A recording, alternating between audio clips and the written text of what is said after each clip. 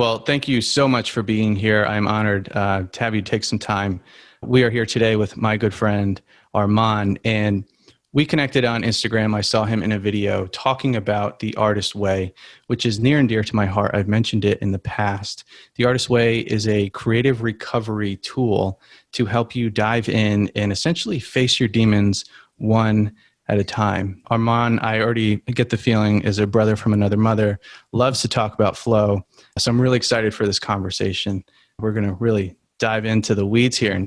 And this is purely, chewing on the fat. We might walk out with some how-tos and some tacticals, but we're here to split the universe open and see what comes out. So I'm excited, man. Welcome. Thank you. Thank you for having me. I really appreciate it, Stephen. And the moment you said that you're interested in this book and the same topics and that we see the world the same way, I'm immediately like, yes. And it's easy for me to go, no, I don't have time for another podcast, but this one I absolutely have time for. This is fun. This is like, let's jam. I love that. Thank you. And so many words, but thank you. So let's just get right to it. So the artist way, what was your experience with that? And what did it mean to you? Why did you get started? All the things, because our listener might be saying, well, what the hell is that? Why should I even care? Yeah. So to set the stage, I think that if I was looking at it from the outside and if I was doing it all over again, the artist's way as a book, first of all, it's not a book. And it's funny because the moment that I began the process of reading this so-called book, I was shocked because it's really a course in the form of a book. And I was pulled into doing a book club, sort of group for the book itself by a friend of mine that's a psychology student doing her PhD at UT Austin. And her and I just love nerding out together and talking about interesting things, everything from psychology to spirituality, whatever it might be. So the moment that she said, hey, Arman, do you want to be in a book club? I was like, fuck yeah, I do. And what's the book? I don't know what I'm getting into. She goes, oh, it's called The Artist's Way. And I said, oh, I've heard of this book. I've heard about it for years. I think I first heard about morning pages as a concept. And, that's one thing that people generally pick out from the book is this practice of morning pages that is transformational for many people. So I said yes and jumped in wholeheartedly. And little did I know or realize, I start reading this book and it's really this course and it's intense work, man. I mean, it's really intense work. It's very introspective.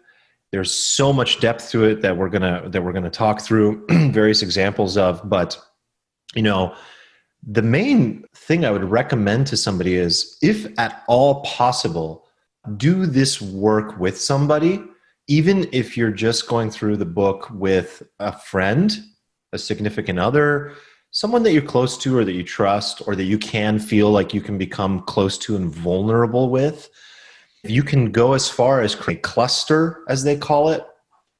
I mean, the experience is profound. I am so fortunate and so lucky that this came into my life. Our group size was, 6? Something like that. And most weeks, everyone showed up. And I had a level of conversation and sharing and dialogue that I don't think I've ever been able to have or replicate in any other dimension of my life. No mastermind group, no entrepreneur group, no therapy session has even come close to that. And that's the thing as well, is that it actually felt extremely therapeutic. I mean, it was basically like a group therapy session. And I think I'm also lucky because everyone that I was doing this with was on the same page about, let's keep it real, let's be honest. And people shared to varying degrees of honesty. But personally, I came right out and I didn't know everybody. I didn't know anybody in the group except my one friend who pulled me in. So she did the job of bringing the group together as well. Important nuance. But I stepped into that group and was just like, I'm excited to be here. I don't know what the fuck I've got into, but let's do this. And I am willing to be totally open and vulnerable with you guys because I feel that what I put in, I'm going to get out like anything in life. And so let's see what this leads to. And it sounds like a platitude, but it was absolutely profound. It was life-changing. And I finished it up just recently. So what was going on in your life at the time? Were you searching for something like this? Did it just happen to come across your desk and you said, fuck it, let's give it a shot? Was there desperation? What was the emotional process like? Yeah. Well, it definitely was synchronistic. And the book talks about synchronicity. And as a student of Carl Jung, who is the creator of the concept of synchronicity, I was like, okay, like I'm paying attention. You have my attention. So I felt that through, synchronicity being this acausal connection of two very disparate things that don't seem connected, but yet in that moment seem coincidental, and that there could be further meaning to it. And you don't really know what that meaning is, but when you pay attention to synchronicity, there's a compound effect that happens. And when you follow synchronicity, life just feels much more fun and magical and interesting. And I think it's a fascinating way to flow through life, to follow synchronicities. And when you tune into them, you begin to find them more frequently. You begin to establish that connection to the awareness of those things happening. And in most new age settings, when people talk about synchronicity, it's in a very unscientific way, and it's in a very wishy-washy, unclear sort of definition. Everything's a synchronicity, oh my God, how cool. This is a synchronicity. But when Jung talks about it, I mean, there's a volume this thick, man, on synchronicity. Like one of his 18 main volumes or so is on that concept. And so I'm fascinated by it. And when I see it, I follow it. So where was I in my life? I was in a place where I was hungry for something. It was the beginning of the pandemic-ish, around the beginning. I felt stifled and kind of like, I don't want to use the word lonely, but so my primary driver is relationships and people, and I'm a people person and I need to be out and about. And being at home made me feel like a bird with its wings clipped. And I'm also always on the road or on an airplane. I mean, maybe most of the time, actually, the majority of the time. So sitting at home, not connecting, not able to go to a cafe and have coffee with a friend, the opportunity to do a Zoom session once a week with a group of people was also an opportunity to just connect. So I think I was craving connection. I was craving a safe environment to just even explore where I was at. I don't think I actually knew where I was at, Stephen, because I was, again, when you're an extroverted type of person, you're used to processing out loud. I mean, even this is an opportunity right now for me to process, because I discover what I know by speaking or by writing. And so that was a process for me to discover, like, where am I at with all this shit? Like, how is this pandemic affecting me? Because I didn't know unless I'm journaling. If I'm not journaling or I'm not speaking or writing about it, I'm not going to know, because my internal compass is not internal facing. So I explored through the process of being in the group where I was at, who I was, what I needed to change, if anything. So many things, man. I love that. So it's almost like it just happened. You weren't saying, wow, I'm really stuck creatively. I haven't taken advantage of my youth, of my spark. I really need to find something that's going to unlock that. It was more a tool to kind of help you find center. 100%. I mean, is it fair to say you almost didn't know what you were signing up for?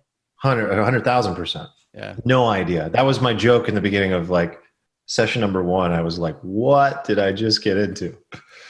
Yeah. So with that, I love that. So the chapters are excruciating, especially at the beginning. What was kind of the first, I don't want to say nugget, what was the first holy shit kind of scary moment? Well, it was very scary in the beginning, actually. I'm going to see if I have it here, because some of the notes that I've written down, in the book, it might be worth pulling it, because, there's moments where... Grab it. Yeah. Yeah, let me see if wow. There's comments. Here we go. Page 4. When I'm formally teaching, I suggest students set a weekly schedule, blah, blah, blah, blah, blah. And she's going on about the formality and structure that's just necessary. Just basically just barely setting the stage. And I wrote arrow and I'm like, oh, this is too much. Next page, what to expect. I see a certain amount of defiance and giddiness in the first few weeks. The entry stage is closely followed by explosive anger in the course's midsection. The anger is followed by grief. What the fuck? Then alternating waves of resistance and hope, the peaks and valleys, blah, blah, blah, blah, blah. I put a star and I put, this sounds like hell. Are you kidding me? What am I getting myself into? So in the beginning, it was just like, whoa, shock. I don't know if I want to do this. Mm-hmm. And then, wow, this is really interesting. On the one hand, she's saying it's very structured. On the other hand, she's saying there is no wrong way to do morning pages, underline. Mm-hmm. Just get it on the page. It's the primary tool of creative recovery. Okay, Arman, you know the power of journaling. You've always wanted to do this. You've always wanted to build this habit. All right, let's give it a shot. Let's just keep going. Let's keep reading. Maybe it's more about the group and connecting with people. So I was constantly having this internal battle in the beginning phase. Mm-hmm. And I had no idea what I was getting into. I remember talking to my wife, you know, after chapter 1 and just being like, I don't know if I can do this. Like, I don't know what I've really signed up for. Like, this seems really intense. Mm-hmm. But honestly, as the weeks went on, it became more interesting, it became more insightful, and it became more powerful and fun. Mm-hmm. And I embraced it because, like anything in life, I mean, come on, if something scares you or something is challenging, like, that's all you need to know. Like, there it is. Like, you don't run from that. That's when you step into whatever it is. Because of course there's a inverse relationship between the work that you have to do and what you get out, and what you put in and what you get out of it. And so I think then what I really did is sort of try to just build the habit of the morning pages. And I did that maybe no more than 3 days in a row. And so morning pages, you probably already talked about this on the podcast, but you know, morning pages, you wake up, one of the first things you do, you throw up 3 pages, 2 pages of journaling, and you do it by hand, and you just let it rip. And you let it out, and there's no right way to do it. Wow, look at that. So just doing that was so powerful. And then that's what created the momentum and the insight necessary for me to say, okay, let's keep going here. This is going to be interesting. I'm going to commit to this. So going through each chapter, I'd call it nothing short of a punch in the face, but I'm going to read them real quick. Yeah. Each chapter is titled A Sense of Safety, Identity, Power, Integrity, Possibility, Abundance, Connection, Strength, Compassion, Self-Protection, Autonomy, and Faith. And I'm sure you recognize this set as well. It's a little similar to Maslow's hierarchy of needs. It starts from the bottom, find your grounding, find your base, unhook some of those demons, and you're essentially getting to autonomy, self-actualization, and all of that. Do any of the chapters stand out to you to where you felt like you had an internal pivot to where something actually changed and it wasn't just cerebral going through the motions, doing the journal, doing the thing? Yeah, great question. And I am curious, you know, especially for people that haven't done a journaling practice, like, were you doing a journaling practice before you started the morning pages? I was in love. I have a notebook fetish, but I wasn't actually doing it.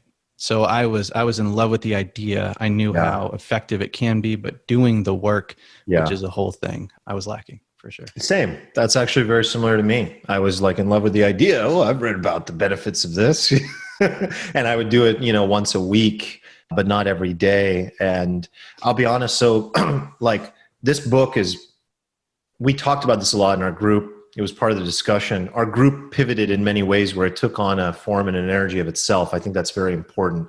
Like, the group is a part of the process, but the group sometimes can become more beneficial than the book itself and the process, I found. Like, I would say in the end, I got more out of the conversations about the book than I did specifically in some of the things in the book. And, you know, she's very structured, Julia Cameron, and the process that she lays out is very, very, very tight. There are a clear set of rules. And I didn't do 3 pages. Sometimes I would do 1 page, and I tried not to feel bad about it. And I would talk about that in the group. Hey, today I just did 1 page. Or I missed a day. Here's how I felt about that. But overall, I was very, very consistent.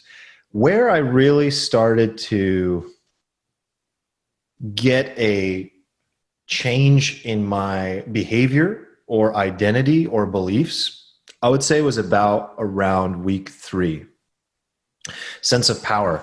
So yeah, it's a punch in the face, and she has you take a deep, hard look at why you do what you do and who you are. And through that process, I had flirted with so many of these thoughts that she laid out over the years. Why am I so serving of others? Why am I so unclear with my boundaries? Why do I give more to others than I do to myself? Why do I feel it's selfish to do things for myself? Where did those thoughts and notions and beliefs come from? And little by little, she's just getting you to become comfortable with where they came from and why they came, and how to just begin giving yourself love, which is another platitude, self-love. But what does that really look like? Hey, Arman, maybe that looks like a round of golf today. Wow, I'm not allowed to do that. I got to work. Why do I feel I have to work? Who set my hours? I'm an entrepreneur. Didn't I sign up to do this for freedom? Wait, what? And all of these things just start bubbling to the surface for the first time that, again, I'd flirted with, but I'd never sat and deeply took a hard look at. To stop and actually become a intentional, proactive human being who makes decisions based on what is best for them and what they need is one of the most life-changing things in the world. I mean, I spent most of my life reacting, even though I pride myself on how to be effective and all these other things that are very logic and rationality driven, like process driven. And again, that's like a disposition I have, is toward logic and systems and rationality. But this is deeper. This is at a soul level, we might say. This is at a self with a capital S level, we might say. This is about really sitting and examining, who am I? And if and what is my true gift what is the true even purpose that I am here for? It's creation and experience. It's art. Well, what is art and who is an artist? And then I had to overcome that. I'm not an artist. What is an artist about me? So some people will read this and go, totally, I get it. I've always been into sculpting and painting and writing. Like that's me. I get it. I just need to read this for the creative recovery. Perfect for you. Like perfect for the artist. But what about the person who doesn't identify as an artist even? That was me. And I think a lot of people. Yeah. And so that allowed me to, for the first time even, consider myself an artist and actually make that the highest aim of living. Like, I'm going to die one day. What am I doing here? What am I offering? What am I creating? What am I giving? And what is the maximum aim that I should point myself toward and reach? And actually, it inspired me to do this piece on my podcast, and I titled it, Art is the Antidote to Death. And in it, I basically talk about the transcendental effect and impact of flow that we fall into when we are in a state of creativity, and how that is essentially the only path and escape. It's not even like an escape, but it's the only antidote to death, because otherwise we're we're either future or past minded, and we all in the back of our minds realize that we're mortal beings, and we all at the end of the day are gods with anuses, as I think Ernest Becker said. And so we have this ability to be conscious of what we are and who we are, and yet we're going to die in this physical body. So what am I doing? And how will I spend my time in a state of infinite presence? Oh, by creating, by being in that highest state of awareness and presence where I get out of the way and I let it come through me. And that piece that I initially wrote it, Art is the Antidote to Death, and then I spoke it into my podcast. That was in and of itself exactly what she teaches you to do in the book. how to go through the process of getting out of your way and allowing it to come through you, which that's a whole other topic. I'm sure you're fascinated by that too. It's like art comes through you. You just have to get out of the way. And she has you do all these exercises, including morning pages, to get you to learn how to do that. I have so many responses. I love this. So I want to zoom back just a little bit to when you were talking about power and doing the things that you were doing, but you're kind of on autopilot. So I think the challenge for many of us to come out of autopilot is to take ownership of our life, not just today, but of everything that's happened so far. And that for me was the biggest challenge. It was looking back, feeling like, wow, have I just been a robot, a zombie, all this wasted time, and how could I be so stupid? Then, the negativity starts in, but you have to come to terms with that lost time. And she talks a lot about that. What was that process like for you? Coming to terms with it, I was okay. I was okay, and I think that's more just a one-off thing, because I think the majority of people will feel what you're saying, because the feeling of responsibility of the past is really, really heavy. And I think that's just like a general disposition, that like a wiring that some people have, where like it's easy to kind of come down on ourselves. I think for me, I actually gained more peace from it rather than guilt. I think I focused on the awareness of, now I understand. And definitely I'm sure there was a guilt there, but I think I was able to like quickly pivot and focus on like, well, now I know. Now I have a tool. Now I have a system. Now I have the language to understand. And so for me, I think mostly, I'm trying to remember, there was a lot going on through this process. It was a turbulent process, going through this whole thing. But I think in that part specifically, it was more a focus on like, well, what can I do now? And she gave so many examples of like people in their golden years, their older years. It's never too late. And I was like, okay, I'm 33. I just turned and while I was reading the book, I turned 34. So I'm like, okay, we're okay. And I've succeeded to a certain degree. And I think also, Stephen, I was going through a lot where my belief on success has completely changed. So it's not at all related to accomplishments for me anymore.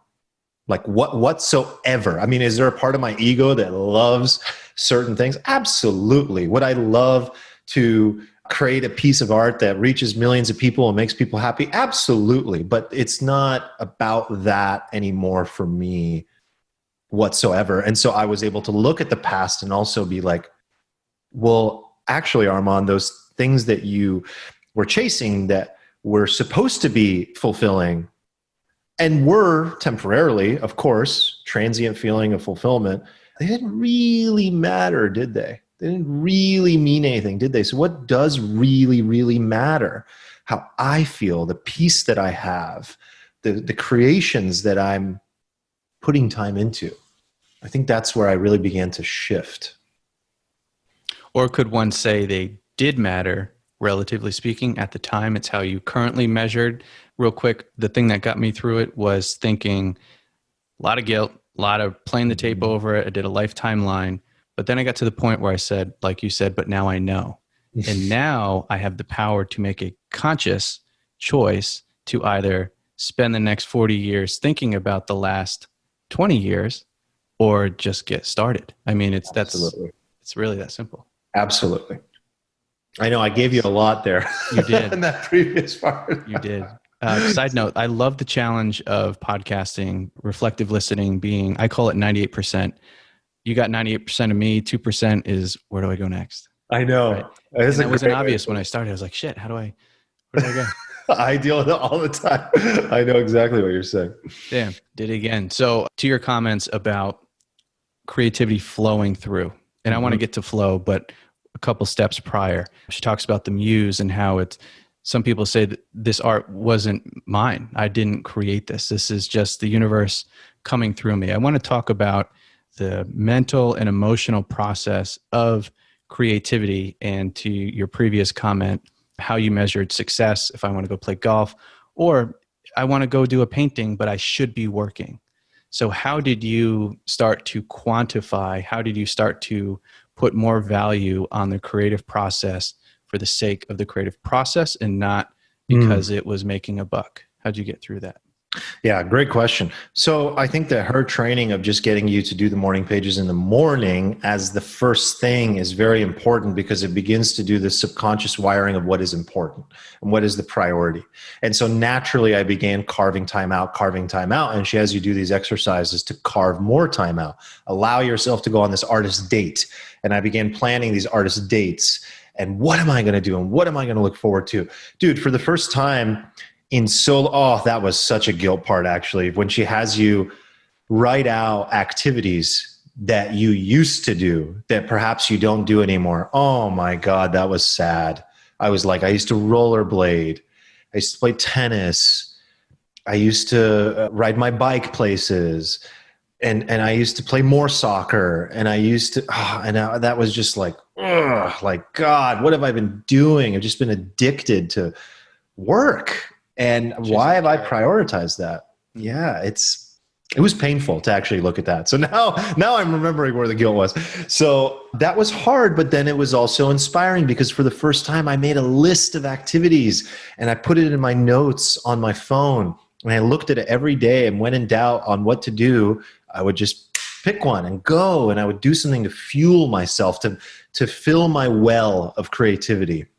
So on this idea of why the creation itself is not actually, I think what's more important is, why is creativity a priority over these check boxes and things that we're supposed to do? The things that we're supposed to do and that we just react to are other people's agenda 98% of the time. Has nothing to do with what I want. You just think you want it. And man, I can't tell you how many people I've met through what I do as an entrepreneur, as a consultant at times, as a friend to others. Most people are in a state of reactivity. One of my favorite other books that I've read lately is Essentialism. I avoided reading it for a long, long time because I stay away from most nonfiction books these days that are new, because they're usually just a remix. And I ain't got time for that. I want the real deal. Now, 5 years have gone by and this book is still selling and getting an incredible reaction and response. So I finally read it, blew my mind. And it was closely tied into Artist's Way. So great companion book. Everything that we are doing is generally somebody else's wants, needs, and desires for us. Creativity is an opportunity to step back and stop doing and start thinking about what even matters, what is mine to do, what can only come through me. Because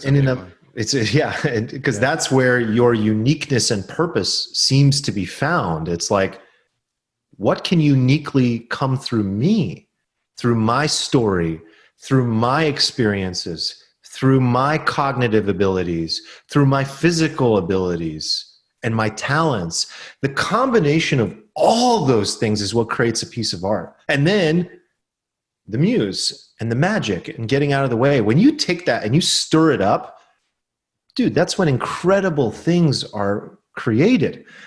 Now, for me, I've always thought, well, I can't really draw. I have a lack of talent in most artistic arenas. But what I can do is this, and I can also write, and I enjoy writing. How do you define this? I'm not here right now, Stephen. Arman is not filtering anything right now. Mm-hmm. This to me is an exercise in creativity. That's why I wanted to be on your podcast. That's why I have one. That's why if I have an opportunity to speak and it terrifies me, I still will, because I know if I show up and I get out of the way and I focus on the outcome of the people and getting something out, that I can get something out in a unique way, because it's the combination of my experience, the talents I have, the experience I have, all of it, my skills, and then letting what needs to come through me creates a much better product than me sitting and scripting something or outlining a speech or having pre-planned questions or points. And the same applies to writing. I mean, I can write in a very academic way, but I can also just sit back and let it come out creatively. Mm-hmm. And that creates, you get that response sometimes from people. It's like, whoa, this is different. Mm-hmm. And that's your feedback. It's like, you don't always have to share it, but like, if you have an area of your life where you've experienced this feeling of flow or creativity, and then you also get a response from some form of feedback that's like, that was cool. That was different. That wasn't like everything else I see. Mm-hmm. That's your sign. Mm-hmm. Try it again. Do more of that. And you know what we're doing instead? Everything else. Mm-hmm. You know why we're not doing that thing? Because we don't see the value in it. We don't see how we're going to get paid from it. We don't see how it's going to lead to a fulfilling life. We don't see how it's going to do anything for us. Mm-hmm. But the beauty of life and the magnificent feeling and miracle of life that can be experienced comes through those exercises and those moments. And then if you can go as far as continuously doing that and creating a gift, a screenplay, you can act in a movie, you can do a podcast, you can write a book, something that then is sort of immortalized. That's incredible. The impact that has on culture and people and consciousness. That seems more important to me than email, talking to my attorney. Email. That's what it is. I hate email. So I got three things. Before I lose them, because you make me think of so much. One, when you mentioned the book that you avoided for 5 years. Yes, I have a theory on that. Look back on every book that you've avoided. When you finally read it, it was a kick in the face, right? I believe subconsciously we have a feeling that book is going to make us face our shit, and it's the shit that we're avoiding. So if you have a book that you're avoiding, I would challenge you to go pick it up today, because you're going to read it in 5 years and wish you hadn't waited so long. It's so true. The other one you made me think of, and this is a theme throughout this conversation, is legacy and creating art. And you talk about soul and existence and why I'm here. I agree with you. I feel we're all here to create, and that I really truly believe that when I finally got on a stage, told my story about mental health, and I remember going for a walk a few days later, and I just got this feeling that I was all of a sudden less afraid to die. I feel like when we let our magic out just a little bit, we know we're not going to take it with us. Oh, have you ever felt anything like that? Wow. Yeah, man. I know exactly what you're talking about. It's like the scariest thing we can possibly do. And then after we do it, we actually feel more alive than ever before. Yes. Yes. So true. I have felt that. And I think that's why I do what I do in many ways. And I think that's why I contemplate death. I think that contemplating death is one of the most useful exercises that a person could ever do. I think that a lot of the problems and pain that we see in the Western world is directly correlated to an avoidance of death, avoidance of using the word, avoidance of talking about it, avoidance of even like saying so-and-so died. Like no one says that. So-and-so passed. So-and-so passed. Mm-hmm. And another book reference. So the Tibetan Book of Living and Dying is one of my recent reads. Very profound, very life-changing. I mean, that's completely changed my entire belief system and wiring around all of it. And life and death go hand in hand, man. Hand in hand. And we live in this world where we act like the other one doesn't exist. And we are so confused through the dogma, and you have more non-believers than ever before. I've been through that. It's like, shit, maybe you grew up religious or something. And she talks a lot as well about it's a very spiritual book, this book. Mm-hmm. But a lot of spiritual people go through a phase of non-believing, or atheism. And atheism is really just, the way I would put it is, it's a denial. It's living in a state of doubt and denial, because there's no room of anything beyond I'm just a accident. Like, there's no meaning in that. And there's a nihilism, or is that too extreme? Yeah, that's a good question. It can become nihilistic, you know, because there's such a glorification of science that's almost fundamentalist in the Western world. And then so what you have is a hodgepodge of religious activity. Then you've got people that are on the non-believer spectrum. Then you've got the fundamentalist scientists, and everyone's trying to find their way, and no one's talking about the thing that we all share, which is life and death. And there's no conversation, there's no preparation, there's no guidance, there's nothing. Like, how many people do you know?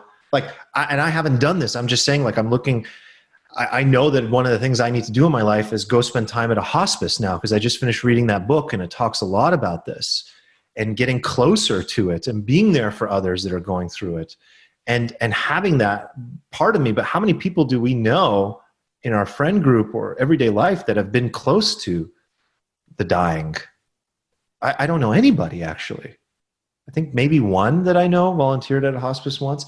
And so there's incredible peace and power and awareness and consciousness that comes into our life, into our creativity, because it's an instant reminder of this or that. Like, what's really important? Is it the email or the creative act? Mm-hmm. And sometimes what you see happen is it takes a huge traumatic effect. What happens when someone dies close to them, they lose somebody, or something happens to them, an illness, they get cancer? What happens? Every time almost. There's a wake up, and there's a massive exponential increase in consciousness, an awareness of their mortality, makes them question their values, how they're spending their time. They end up quitting their job, changing their career, breaking up with their significant other, whatever it might be. And they're like, oh my God, like, shit, this is it. Mm-hmm. They wake from the sleepwalking. And so meditating, yes. So sorry. No. Okay. So meditating on mortality is something that I had avoided. I was more comfortable than most people talking about it. Don't get me wrong, because I pushed everything more than most people. I already know that. But I still know that deep down there was fear, and I was uncomfortable and uneducated about it. Now I can meditate on it. And I also understand the purpose of meditation. One of the core purposes of meditation is death preparation. Be in that state of mind when death comes is the most important thing. So, yeah, because you're either embracing the process or you're in agony, right? You're can you imagine that? No. I mean, who wants to be in agony? It's inevitable. I'm avoiding it. And if I do, most likely I'm going to be in agony, and I'm going to be clinging to this world, to the people when that time comes. That sounds awful. I mean, there's physical pain to tell us something's wrong, but soul pain is resistance to the experience. Absolutely. Well said. Yeah. I want to button up the artist way. How would you describe Arman pre and post process? What is the easiest way to kind of label that? What is the difference? The easiest way to label it would be pre-artist way. Arman was unaware of his true self and true gifts, unwilling to face certain trauma and why he felt the way he did and operated the way he did. And probably most importantly, was focused almost exclusively on the needs and wants of others. How I ever even accomplished what I have accomplished is a mystery to me, because what time was there? And I grew up in this codependent relationship with my mother, like totally just had zero sense of identity. Like it was just about serving her needs and wants and being perfect. And it was never enough. And I'll leave that one at that. That's a whole nother episode, brother. Yeah, that's a whole other one. And I give the caveat that my mom has taught me an incredible amount. And I wouldn't be as creative even if it wasn't for her. She's an incredible person, but until we make the unconscious conscious, it will rule our life, and we call it fate, as Carl Jung said.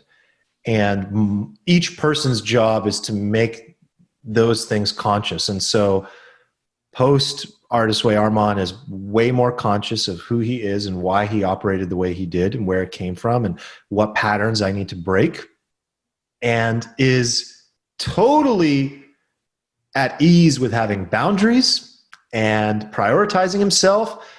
I mean, I posted this, went on a rant yesterday on my Instagram about my new health and fitness kick that I'm on. I am more fit than ever before.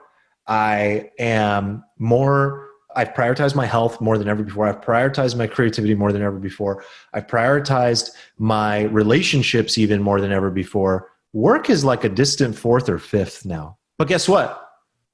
I'm making more money than ever before. I'm closing more deals than ever before. I'm not saying that to brag. I'm just, it's just the reality. It's just interesting. It's like I took the focus off of it. If it's true. No, yeah, I took the focus off of it. Yeah. And I stopped obsessing over it, and I got out of the way, and I made myself better and healthier, and everything else is thriving. And this is not a pitch for like, oh my God, all you got to do is read this book and life will be better. No, maybe it'll be worse for a while.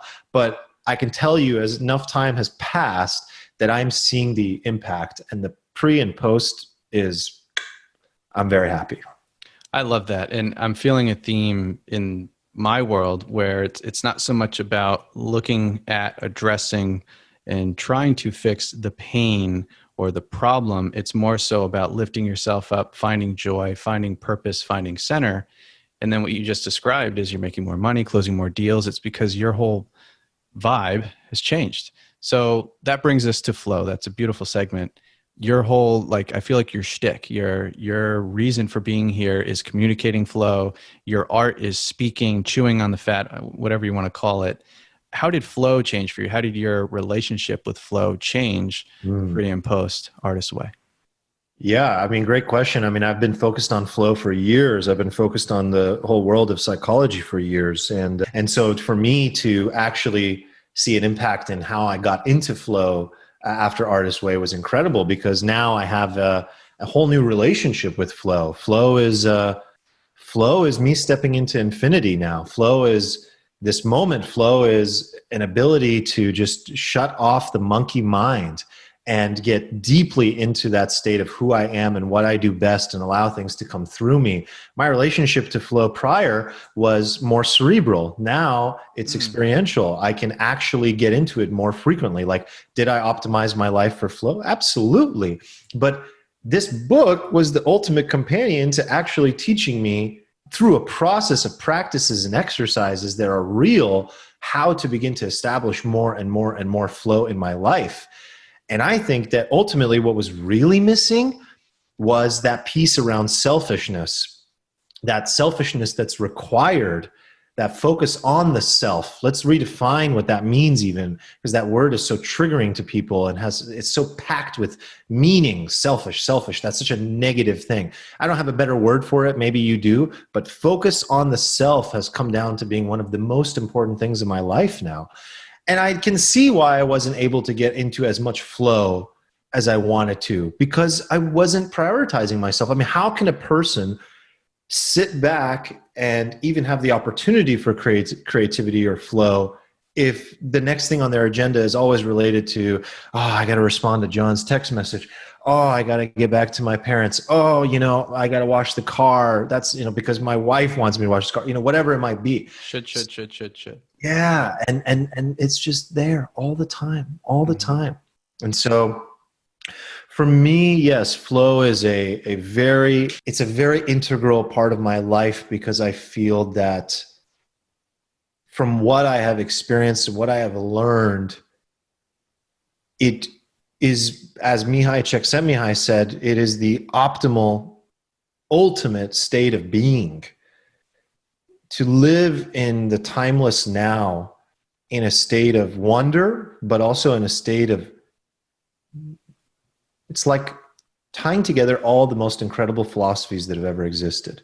Zen, Buddhism, Greek philosophy, and Stoicism. I mean, so many things, modern psychology, the happiness movement, positive psychology, all into one. It's this incredibly beautiful umbrella of spiritual, like it contains, I think what's missing in most flow research is, and I understand why, is the spirituality component of it. There is somebody out there that I know, I think is doing great work on the psycho-spiritual benefits of flow. Because I think it's not just the psychology and the science. Again, too much fundamentalism, too much like it must be, I need to touch it. Everyone wants to touch things, If I don't see it, I don't believe it. Well, that's like what we say here in the Western Until world. they feel it. Yeah. Then there's no denying it. Like empathy, right? Can you have empathy unless you've experienced the alternate perspective? Yes. And to that point, I still have seen people experience states of transcendence and states of wonder and still go, maybe that was just like my brain. I mean, I've even heard Joe Rogan say that, where he's like, I don't know. I mean, maybe that's just a malfunction in my brain. What if that's really not what happens when we die? What if that DMT, experience that I had, and that, what do we call that? I'm not big on this, so I'm butchering it, but there's the pineal gland. And when that, opens up, and that experience that I have, what if that's just a malfunction in my brain? I mean, people can go as far as even experience something and still denying it, because science does say if it's not repeatable and I can't validate it, then good luck. We can't do a double-blind study on that. Okay, no problem. I understand. But what it really comes down to for me, Stephen, is I don't want to live my life that way. I need something more. And I think it's healthy to have a belief and a meaning in life. Or else, yes, to your point earlier, it is very, very easy to become more and more nihilistic over time, where it's not binary, but if we looked at it in such a simple way as like this nihilistic approach to life, where there's no miracles and nothing means nothing, everything means nothing, versus an approach where perhaps there is synchronicity, perhaps there is something more to us, perhaps the atoms in my body do come from the stars, and perhaps the atoms in your body and mine are shared in some way, and perhaps there's an oversoul and a larger thing happening here. Those are interesting ideas to me, and I think that life contains mystery for a reason. There is no way in hell we are ever, as a species, going to use science to understand everything. 99% of the universe will never be able to see or touch ever. Ever. It's all dark energy and dark matter. Okay, so you're telling me we're basing our rules of reality off of 1%, and of that 1%, we still don't understand 99%? I want to repeat that. Does that make sense? It's like all we got is 1% to work off of, because the rest is dark. It's intangible. We don't, and we all know that 80+% of what's below the ocean or in our ecological system, we are yet to even discover. We're yet to even understand how the brain works. We don't even know what the fuck dreams are, what they mean. So we're basing our rules of reality on a tiny, tiny, tiny, tiny, tiny percentage of what is true. So what I'm actually getting at is, you said you're about flow and all these things, and I really am. But I think that what I've been really chewing on lately is I'm trying to actually come up with a phrase of what it is I am really doing for people.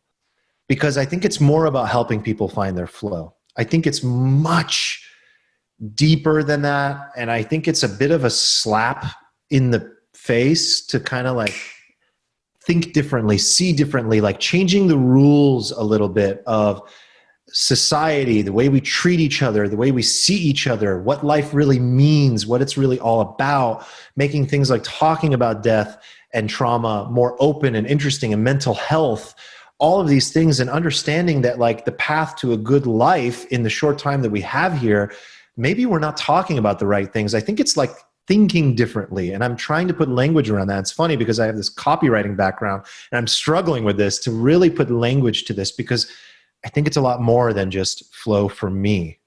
But I'm working on that. And it's going to be a lifetime of thinking about this. So you struggling to put a definition to it, I want to offer you some grace if you don't offer it for yourself, because you describing all those philosophies and religions, that to me is humans trying to find a definition for the undefinable.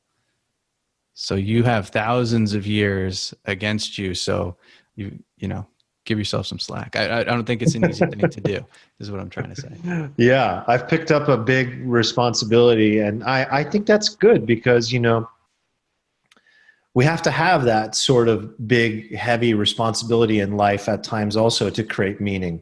Mm-hmm. Because one of the reasons we become nihilistic, as far as I can tell, is that we lack a sort of big, heavy aim that we can hope to achieve. But it's like not becoming obsessed with the aim and the outcome, but at least having a direction that we point ourselves and something to work toward, you know, carry the burden of something rather than just sitting around and woe is me and existing. I'm a victim. Yeah, exactly. Wow. I want to give you an opportunity to talk about your podcast and flow and any other resource that has molded you, guided you to the place you're at now, be it books, TED Talks, anything our listener might enjoy. Yeah, I mean, I absolutely love learning. I love books. I'm always reading. I allow myself now to read multiple books at once. That was something I didn't allow myself to do before. Oh, that was another artist way thing. I used to be so linear about my learning. You know, one book at a time, must finish it. Where did that rule come from? What does that mean?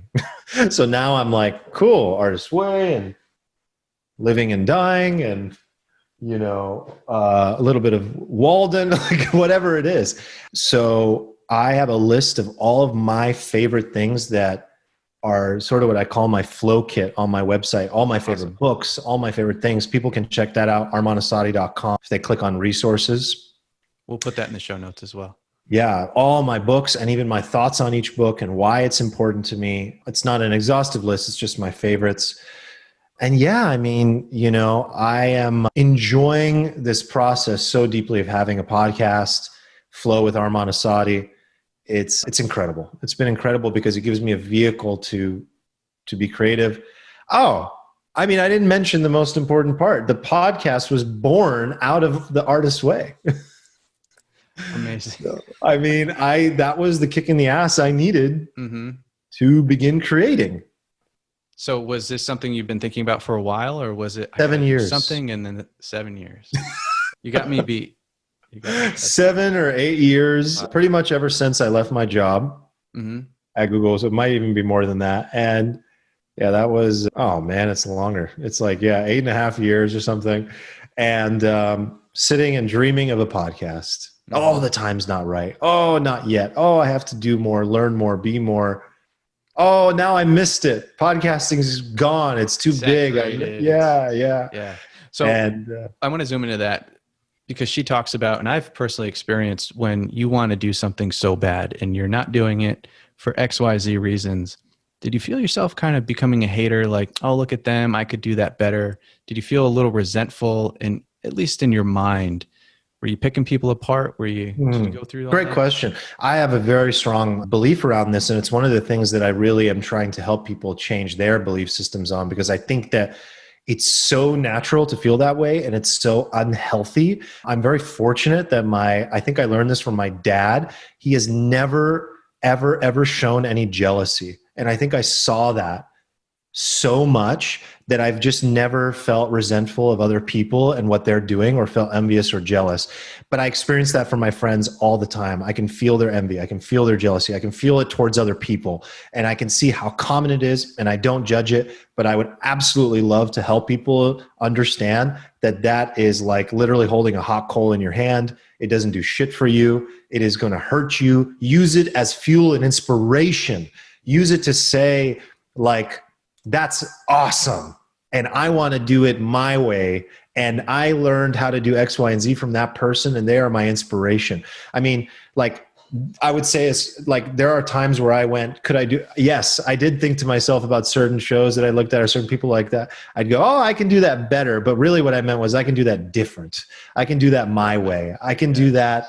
Like, it's not about better. There's no competition here because it's creativity. If this was like if this was a zero-sum game and someone had to win, then you should look and say, I can do something better. But why are you saying that to yourself, that you can do something better? You're not supposed to do it better. That's stupid. You're supposed to do it your way. Like, and it could take 10 years for it to be recognized by people. Or you could be like Van Gogh, where you never get recognized by people. Okay. You're dead. Okay. Yeah, exactly. Like, fine. Do it anyway. Do it your way. Everything else is a sham. Everything else is a waste of time. Everything else is just, you're just building more and more resent. So let's say then you start doing it and you keep thinking to yourself, I could do it better. I'm envious of how another person is doing it. So then you're not even doing it authentically. You're going about the process of being a Me Too copycat.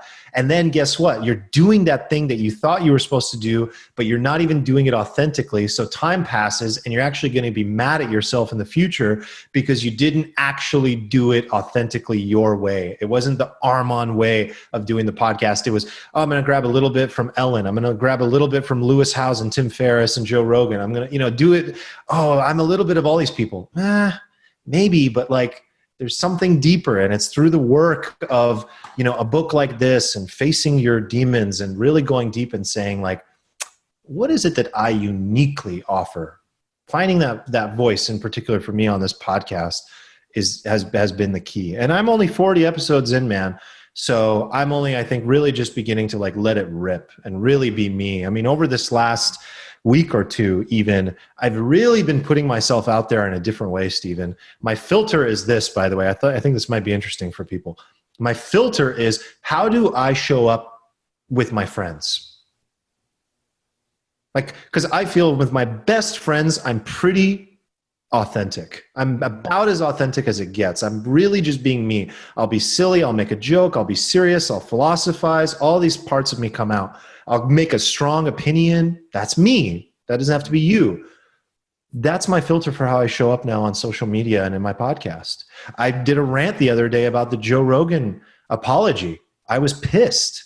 I wanted to talk about it. I gave my true thoughts that I think it's absolutely absurd to be apologizing for that, and how this is actually a battle and he needs to stand up, and how censorship and freedom of speech are at risk. And that's my position on it.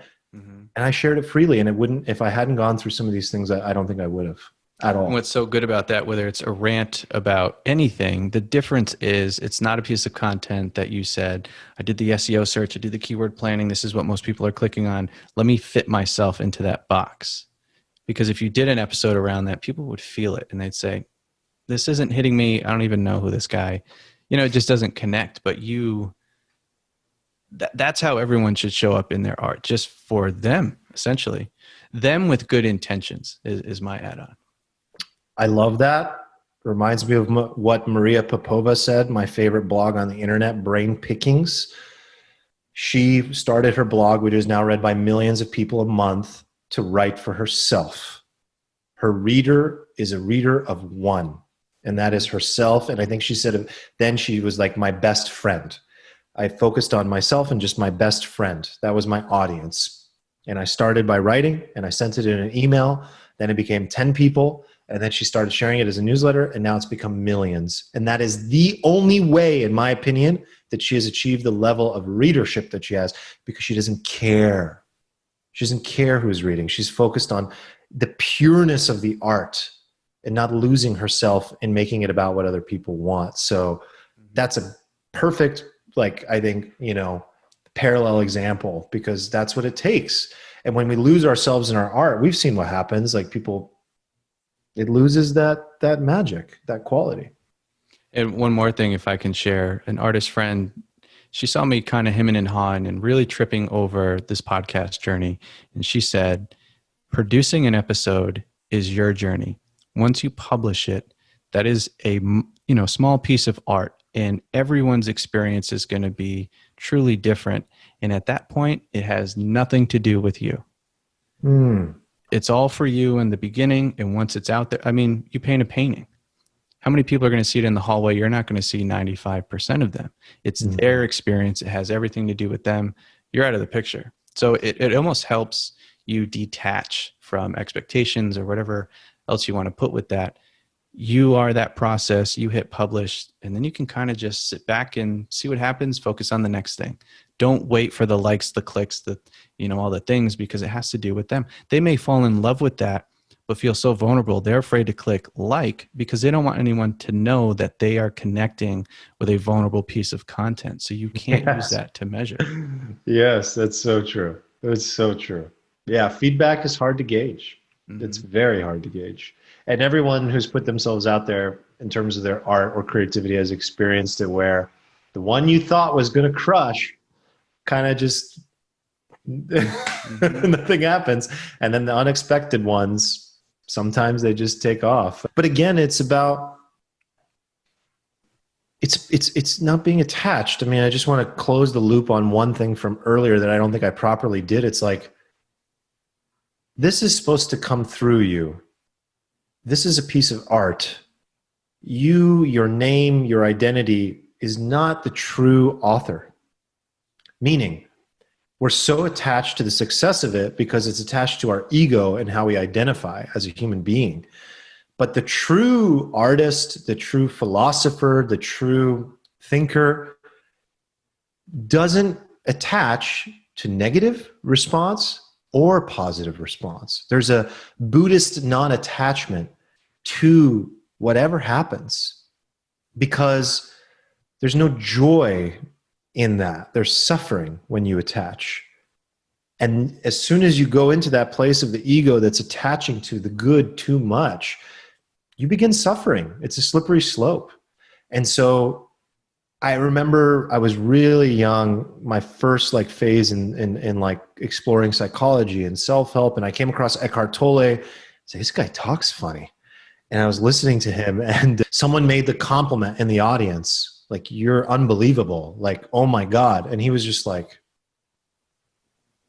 I mean, yeah, okay, thanks. But this is not, Eckhart and his skills and this is not something I attach to. This is just, I'm a vessel. I'm a vessel. And so I think that non-attachment is very important in creative pursuits in order to stay true and fulfilled. I think that's a beautiful place to land, Arman. Thank you for being here. Is there anything you'd like to leave our listener? They're primed. Yeah, no, if this resonated with you, please reach out. I love people. I love connecting with new people. Best place to catch me is Instagram, Arman Assadi, and my website is armanassadi.com, and you'll find the podcast there and everything else I'm up to. Awesome. All right, brother. Love you. Thanks for being here. Thank you. Much love to you. Thank you, man.